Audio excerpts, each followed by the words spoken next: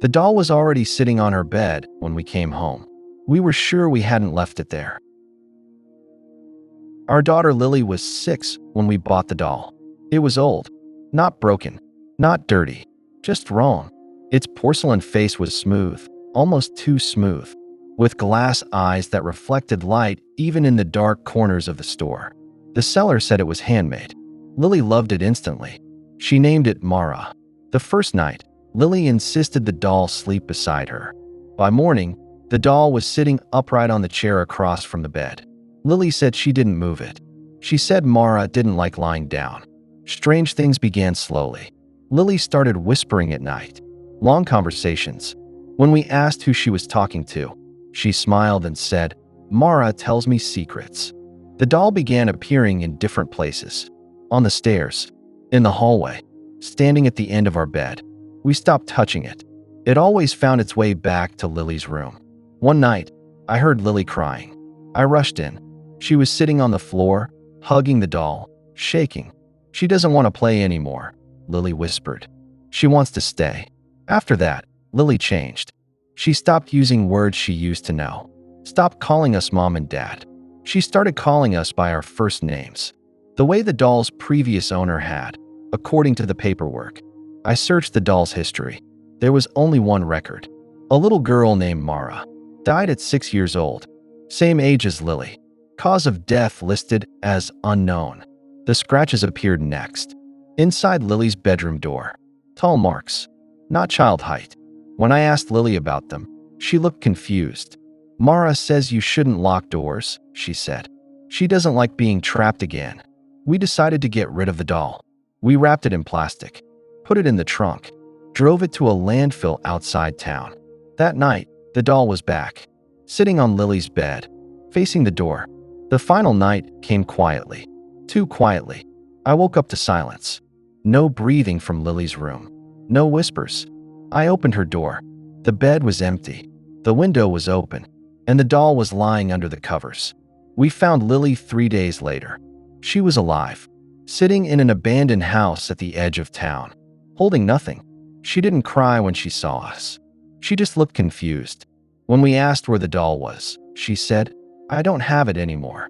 At home, we burned the doll, watched it crack, watched the porcelain split. Inside wasn't stuffing. It was hair, teeth, and something that looked like a child's rib. That night, Lily slept peacefully for the first time in weeks. In the morning, she didn't wake up. The doctor said there was no cause, no illness, no explanation, just silence. When we packed Lily's room, we found something under her bed. A small porcelain doll. New, perfect, with glass eyes, and on its foot, written in careful handwriting. My turn.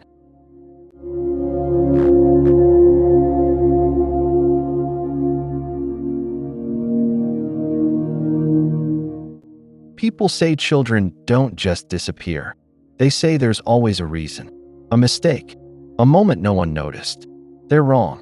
Sometimes, children are taken very carefully. Our son, Daniel, was 6 years old when he vanished. He went to bed like any other night. Teeth brushed. Story read. Light turned off. At 2:13 a.m., his bedroom window was open. Daniel was gone. No broken glass. No forced door. No footprints in the yard. The police said he must have wandered off. They said children get confused at night. But Daniel was afraid of the dark.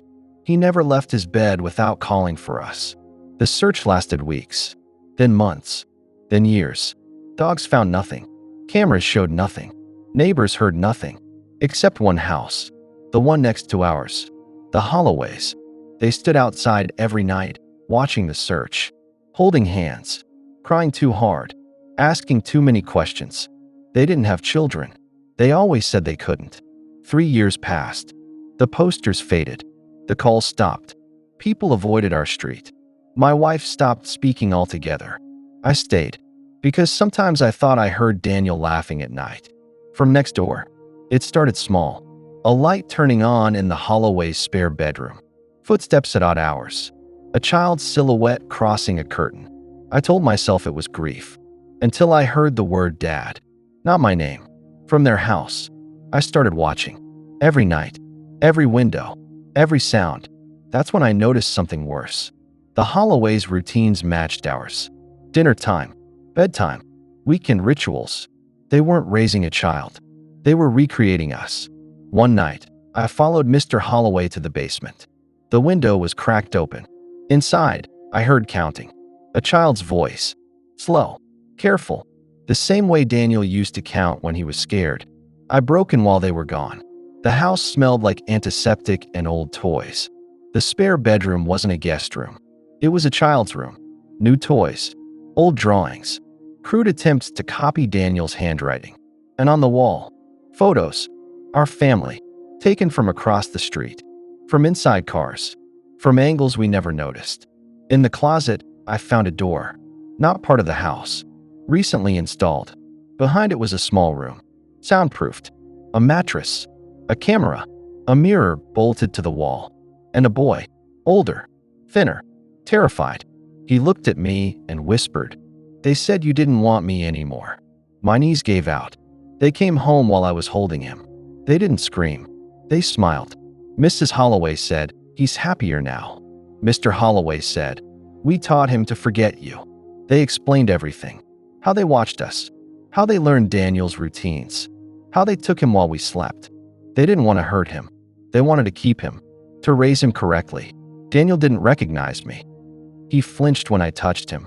He asked if I was there to take him away from his real parents. The police came. The Holloways were arrested. Daniel was returned to us.